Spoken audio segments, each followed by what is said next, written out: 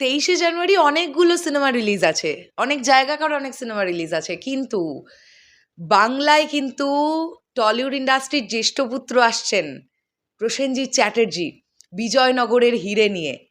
তাই এই সিনেমাটা যে দর্শক সিনেমা হল ভরিয়ে দেখবেন এটা আমরা আশা রাখতেই পারি।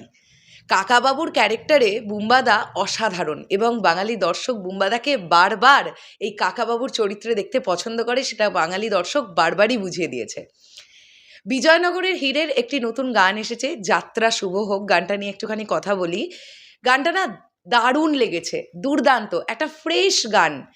সবথেকে বড় কথা, এই গানটা আমাদের কাছে যেভাবে প্রেজেন্ট করা হয়েছে, গানটা নিয়ে আগে কথা বলি। হ্যাঁ, গানটা গেয়েছেন দুর্নিবার সাহা এবং দেবায়ন।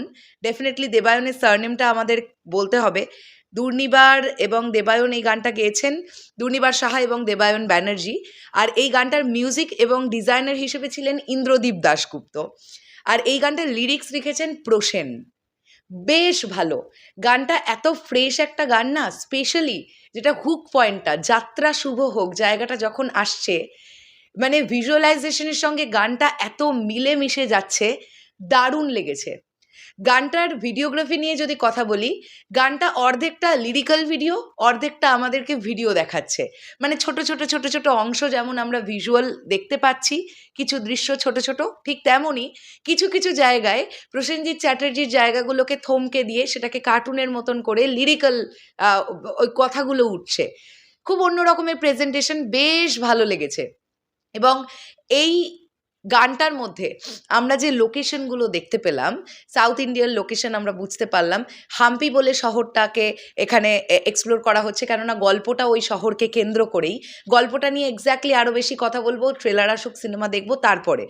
কিন্তু যেভাবে এক্সপ্লোর করা হয়েছে এই গানটার মধ্যে, যে যে শর্টগুলো আমরা দেখতে পাচ্ছি, যেভাবে সিনেমাটোগ্রাফি হয়েছে, যেভাবে প্রেজেন্ট করা হয়েছে, বেশ ভালো, বেশ ভালো লেগেছে। আমার তো দারুণ লেগেছে। একটা জায়গায় এরকম আছে, একটা গোল মতন ওই নৌকো টাইপের না, কই এখন হয় না, সেই গোল করে সবাই বসে আছে জলের মধ্যে, মজা হুল্লোড় করছে।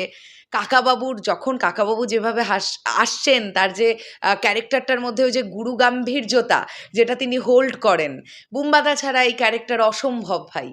আমি ভীষণ এক্সাইটেড এই ছবিটাকে দেখব, এবং যে কোনো রকমের গোয়েন্দা গল্প বাঙালি দর্শক আগেও লুফে নিয়েছে, এখনও লুফে নেবে, এটা নিয়ে কোনো ডাউট নেই। 8 থেকে 80 প্রত্যেকে দেখতে যাবে এই গল্প।